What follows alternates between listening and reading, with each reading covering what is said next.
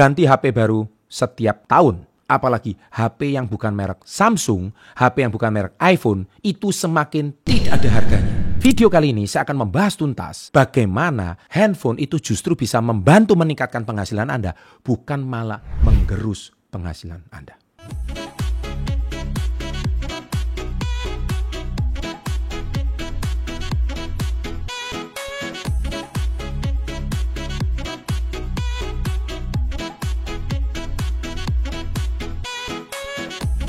Welcome to Success Before 30, Business and Financial Mentoring.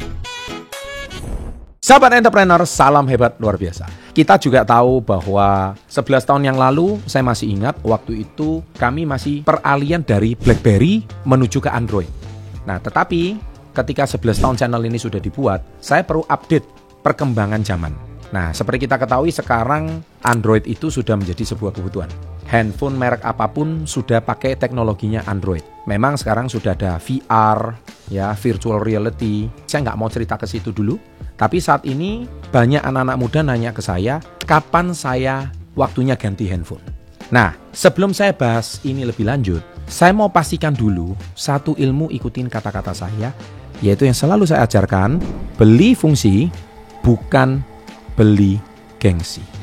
Ini selalu saya akan ajarkan kepada murid-murid saya di komunitas Yes. Kenapa harus beli fungsi? Kalau Anda membeli fungsi, handphone harga 20 juta pun itu worth it. Pak Chandra, saya nggak punya kemampuan 20 juta, Pak. Saya ini tim Xiaomi, Pak. 1-2 juta aja. Tunggu dulu. Jangan di-cut dulu.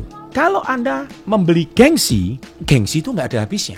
Ada sebuah handphone yang saya tahu mereknya Vertu, itu handphonenya mungkin softwarenya software biasa, tapi karena lapisannya itu dari platinum, maka handphone itu harganya bisa sampai 102 juta. Jadi seperti kayak kolektor item. Yang saya mau sampaikan di sini adalah, kalau Anda tidak paham apa arti beli fungsi, maka Anda akan ganti handphone setiap tahun mengikuti tren. Jadi pamer handphone baru, macam anak SMP, macam anak SMA. Wih, handphonenya baru. Wih, handphonenya keren. Ini tipenya apa? Padahal fitur-fitur di handphone itu saya percaya hampir 90% orang membeli handphone, fitur yang digunakan tidak sampai 10%. Anda paling pakai fitur apa sih? Kebanyakan TikTok, kemudian YouTube, WA, lain-lain pun juga jarang, atau sosial media yang lain. Anda mungkin jarang menggunakan fitur yang lain. Apakah Anda masih menggunakan fitur yang lain seperti mungkin menggunakan memori, Google Keep contohnya? Anda juga menggunakan fitur yang lain, contohnya untuk aplikasi-aplikasi perbankan contohnya kalau Anda bukan bisnis. Sehingga terjadi sebuah pemborosan. Nah, kalau Anda mungkin anak-anak muda, tugas Anda itu cuma mengerjakan tugas sekolah atau tugas kuliah, Anda mungkin lebih baik beli laptop, bukan handphone. Karena menurut saya sudah sangat tidak relevan. Anda mungkin beli tab saja. Lebih baik handphonenya handphone yang biasa. Yang penting tujuan handphone untuk komunikasi. Tapi anak sekarang ini kan mungkin kebutuhannya handphone itu kan yang penting nomor satu, kameranya bagus.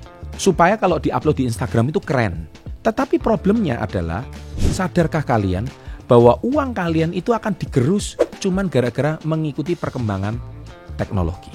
Nah, saya punya sebuah teori ini. Kalau Anda beli handphone merek Samsung, ini sebut dua merek ini saya tidak di-endorse ya.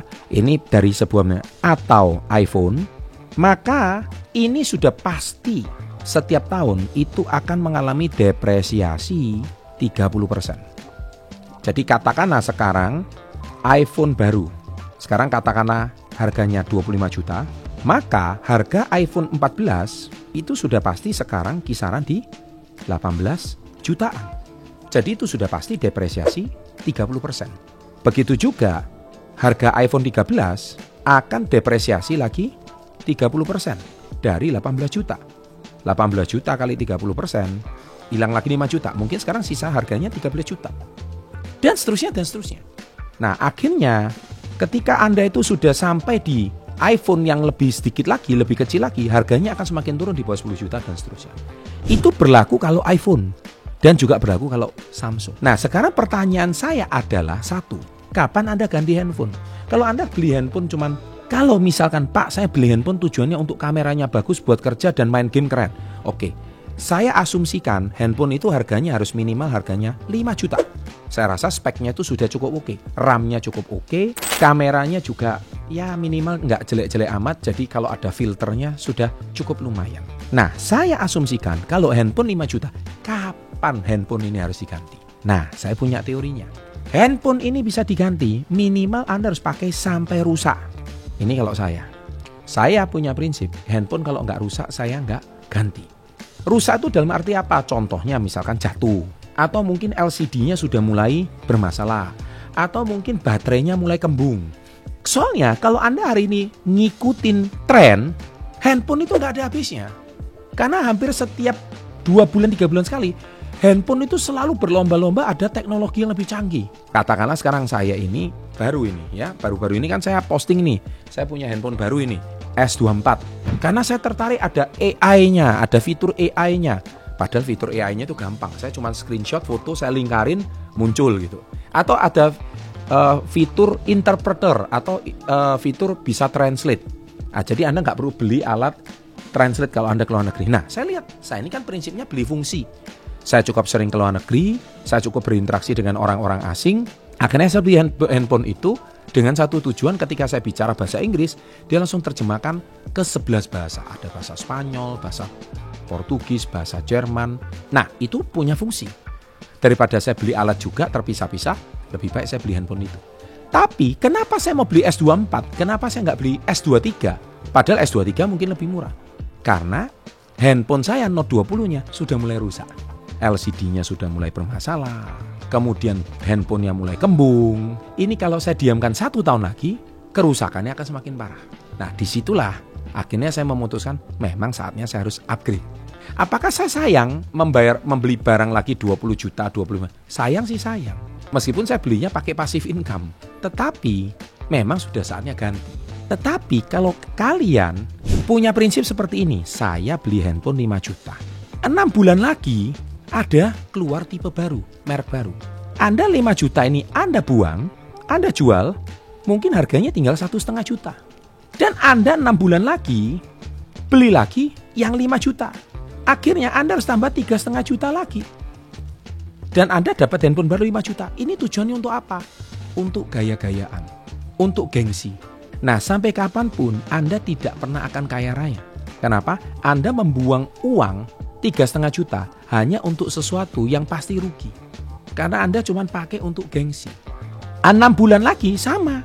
Anda jual lagi yang 5 juta ini, sisa 1,5 juta. Terus kemudian Anda ganti lagi handphone 6 bulan ini dengan merek baru lagi 5 juta lagi, dan Anda nombok lagi 3,5 juta. Begitu terus. Akhirnya uang Anda habis untuk yang namanya konsumtif. Konsumtif ini adalah godaan middle trap income. What is middle trap income? Yaitu jebakan income kelas menengah.